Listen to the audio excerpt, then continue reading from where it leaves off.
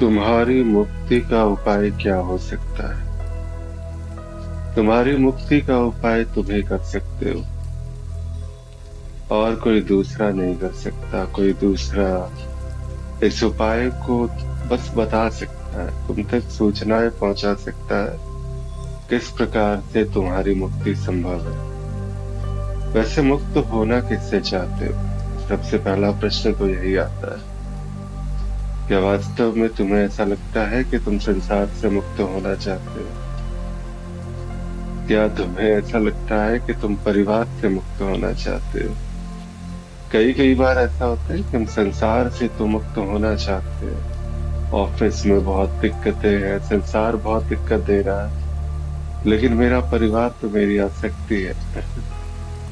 परिवार बचा रहे, बाकी मैं संसार से मुक्त हो जाऊं। कई बार ऐसा होता है कि चलो ठीक है, मेरा परिवार जो है वो मुझे परेशानी देता है, मैं वहां से मुक्त हो जाऊं और मैं संसार में जो है बस अपनी एक छोटी सी भी जगह हो, मैं निश्चिंत रहूं वहां पे। मैं बचा रहा हूं, किसी न किसी रूप में आप अपने आप को बचाते हो। वो संसार के रूप में हो सकता है, परिवार के रूप में हो सकता है, आपका मैं जो है वो आपके शरीर के रूप में भी हो सकता है। अंततः आप किसी कोने में भी जाओगे तो स्वयं को तो बचाओगे। वास्तविक मुक्ति आप चाहते किससे हो?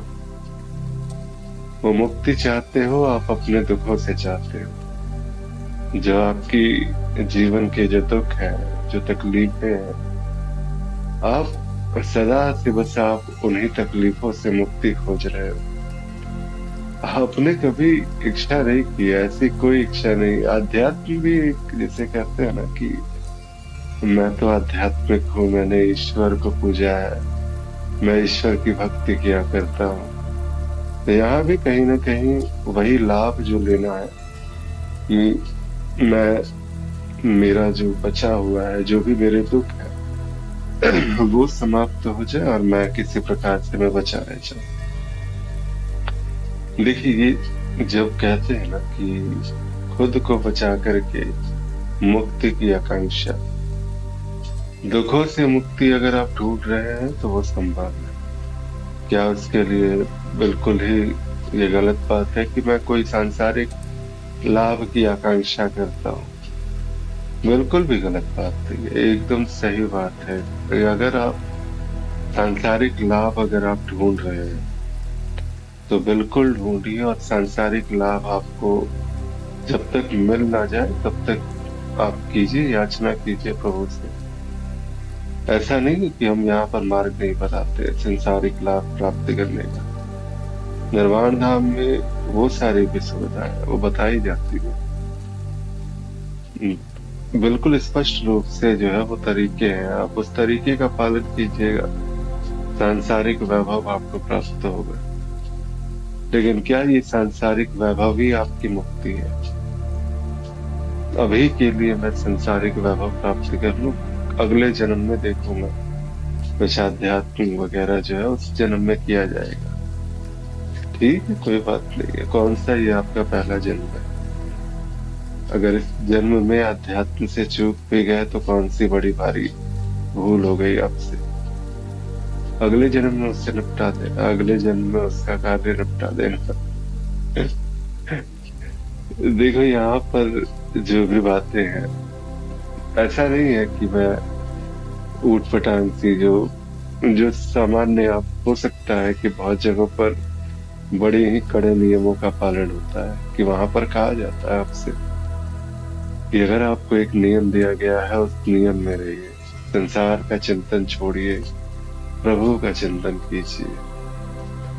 मैं इतना ज्यादा कड़े नियमों वाला व्यक्ति नहीं, मैं बिल्कुल जिसे कहते हैं ना सहजता के साथ में आप, अध्यात्म जो है सहजता का विषय है। ये सब नहीं है कि इतना ज्यादा प्रपंच। वो कैसे कहते हैं कि आप स्कूल जाते होंगे, विद्यालय में जाते होंगे, कभी क्लास में बहुत सारे टीचर्स आते होंगे, कोई अलग स्वभाव के, कोई अलग स्वभाव की। बात वही कि स्वभाव समझ लीजिए। यहाँ पर इस प्रकार से ही बताया जाता है। प्राप्त सब जगह आपको ज्ञान ही होता है। हर क्लास में जब शिक्षक आते हैं, आपको पढ़ाते हैं, समझाते हैं, तो वहां पर जब शिक्षक आते हैं, पढ़ाते हैं आपको, तो कहीं ना कुछ वो ज्ञान दे रहे हैं आपको। हर वो ज्ञान ही है जो आप हर कक्षा में पाते हैं, हर क्लासेस में पाते हैं। लेकिन जैसे जैसे आप, अब पढ़ाने का तरीका अलग हो सकता है। यहाँ भी वही है, अध्यात्म में भी कई गुरु हैं। तरीका भले ही अलग हो सकता है सबके पढ़ाने का, लेकिन मिलता सब जगह ज्ञान ही है। तो आपको कौन सा तरीका प्रिय है, आप उस तरीके की तरफ आकर्षित है, बेशक आप वहां जा सकते हैं। ढूंढिए वैसे गुरु को। एक सदगुरु आपके सामने हो, उस सदगुरु के साथ में आप सानिध्य में अपना जो कुछ भी है, अपने जो कुछ भी आपको आध्यात्मिकता, अपनी चेतना को निश्चित जो है आयाम तक लेके जाना है, वहां तक लेके जाने का एक प्रयास कीजिए। वहां तक वो डूबने का, जैसे कहते हैं आध्यात्मिक रस में डूबने का प्रयास कीजिए। वो गुरु है, अपने तरीके से आपको लेके जाएंगे इन मार्गों में। क्या आपके दुखों का उपाय होगा? बिल्कुल होगा, क्यों नहीं होगा। देखिए, एक चीज है कि कोई कोई ही ऐसा है कि सांसारिक दुखों से वो इस प्रकार की मुमुक्षुता जागती है कि वो घर बार सब छोड़ने को तैयार होकर के एक प्रभु का सानिध्य पाने के लिए वो सब कुछ त्याग देता है। बहुत सामान्य सी बात नहीं है ये, मतलब इतना ज्यादा जिसको रेयर कह सकते हैं। ठीक है, संतों की तो उतनी भारी भीड़ लगी हुई रहती है। ये देखते हैं ना कुंभ मेले में कितने सारे संत है वहां पे, तो वैसे में कैसे कहा जाए, तो वो एकत्रित हो गए ना। पूरे विश्व की आबादी अगर एक जगह एकत्रित होगी तो संत ज्यादा होंगे या फिर सांसारिक ज्यादा होंगे? देखिए, अगर उससे तुलना की जाए तो ये तो बिल्कुल मुट्ठी भर है, कि कुछ मुट्ठी भर ही संत हैं और उन्हीं से ये सारा का सारा जगत पावन हो रहा है। वैसा ही होता है। ये संपूर्ण विश्व में बहुत रेयर है ये चीज कि आप संसार का त्याग कर आप अध्यात्म की ओर बढ़ चले। इसलिए मैं ये कहता भी नहीं कि आप संसार को त्यागिए, और संसार को त्याग कर आप अध्यात्म के पीछे भागिए। अध्यात्म सहज रूप से आपका जीवन जो है वही अध्यात्म हो जाए। कुछ ऐसा जिसको पा लेने से ये सब कुछ जो है ना, जो खोने की जो वृत्ति थी वो छूट गई है। अब कुछ ऐसा रहा ही नहीं कि जिसको आप खो भी सकते हैं। आपको संसार पाना है, आपको वैभव पाना है, बिल्कुल पाइए। उपाय भी बताए जाएंगे, उपाय कीजिए। सांसारिक वैभवों को प्राप्त कीजिए, खूब सारा धन कमाइए, खूब सारे परिवार, बच्चे, सब कुछ, सब चीजें जो है आप निश्चिंत हो जाइए। लेकिन जिस क्षण आप निश्चिंत हो उस क्षण आप आसक्त मत रहिए। जैसे कहते थे ना कि पुराने जन काल में जो है एक बात जब कही जाती थी, जब जिस समय कि आश्रम बताए जाते थे कि इन आश्रमों का पालन किया जाता है। बाल्यकाल का एक आश्रम है, एक गृहस्थ आश्रम है, एक जिसे कहते हैं वानप्रस्थ आश्रम है, और एक अंतिम जो है संन्यास आश्रम है। तो इस प्रकार से सब विभाजित था। एक समय है, उस समय में आपको जो उपयोग करना है, जैसा करना है आप कर लिया, समय का सदुपयोग। और उसके बाद फिर वो संन्यास का आश्रम। तो फिर क्या संन्यास 60 के बाद की चीज है, उससे पहले संभव नहीं। आज ये कलिकाल चल रहा है, 60 तक आप बचोगे नहीं बचोगे क्या मतलब।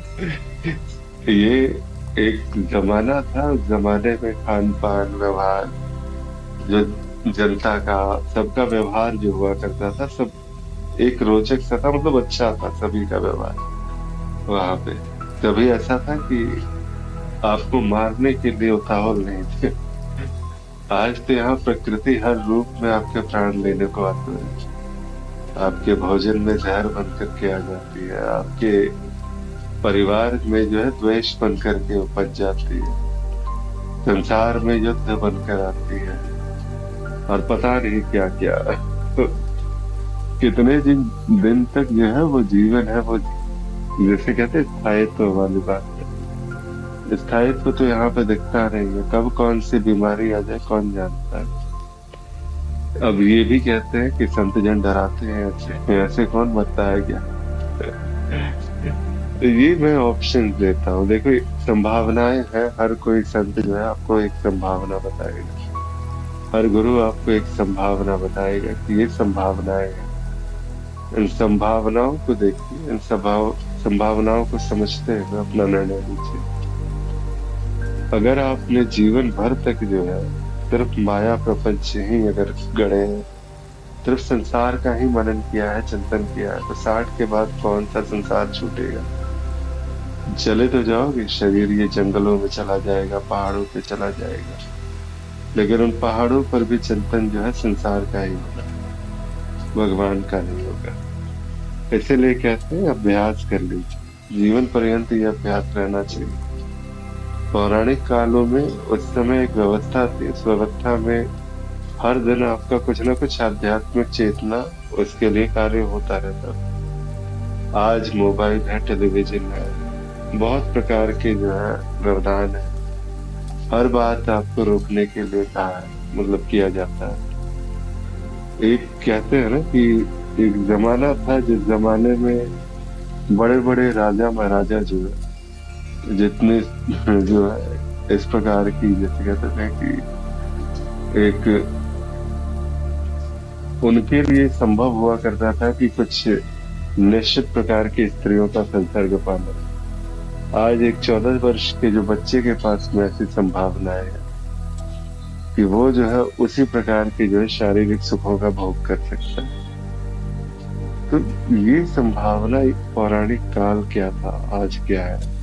उस समय राजा को भी सिखाने के लिए वो अलग प्रकार के आश्रम बताए जाते थे, उसके लिए विधि व्यवस्थाएं थी, वहां पर अलग प्रकार से की गई थी। आपको अपनी जो है जो जीवन को सुधारने के लिए आपको अपना यत्न करना होगा, अपना प्रयत्न करना होगा, और इसके बाद फिर धीरे धीरे आप कह सकते हैं कि अब ये कलिकाल का प्रभाव आप पर ना हो। अभी ये युग धर्म है, ऐसे ही समय में हम सभी जो है इस प्रकार के समय में हम फंसे हुए आए हुए।